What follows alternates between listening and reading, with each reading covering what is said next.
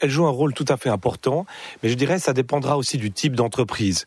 Mais ce qui est spécialement visé ici, ce sont les entreprises qui avaient justement avant ces statuts spéciaux, des entreprises qui sont donc très fortement tournées vers l'étranger.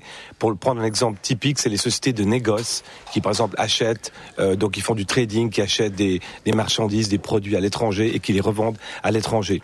Ces entreprises-là sont très volatiles et elles avaient un taux justement avant de 11% avec ces statuts spéciaux. Donc ce taux disparaît de toute façon et si on ne fait rien, par exemple à Genève, on passe à 24,5% d'imposition. Elles vont partir ? Alors, c'est toute la question. Personnellement, je pense qu'une grande partie d'entre elles vont partir pour avoir des contacts avec elles, pour voir aussi vous savez, il y a des États, il faut voir ce qui se passe aujourd'hui. Vous avez des États qui viennent faire du démarchage. Il y a des conseillers qui viennent présenter, par exemple, Singapour, par exemple, Dubaï, par exemple, même Londres. Et on parle pas de places exotiques. On parle maintenant d'une concurrence frontale, ou même les États-Unis maintenant, avec le plan fiscal de Donald Trump, ils parlent d'un taux, imaginez, de 15%.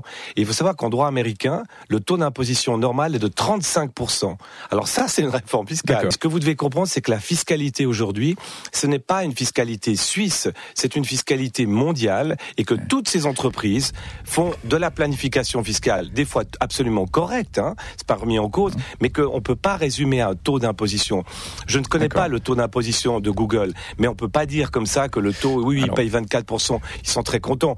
Absolument pas. Ils ont des filiales dans le monde entier, ils ont des succursales, ils ont par exemple la propriété intellectuelle qui peut être déplacée dans un autre pays avec des redevances. Il y a des mécanismes. Et énormément, notamment aux États-Unis. Les États-Unis offrent des statuts fiscaux parfois extraordinaires.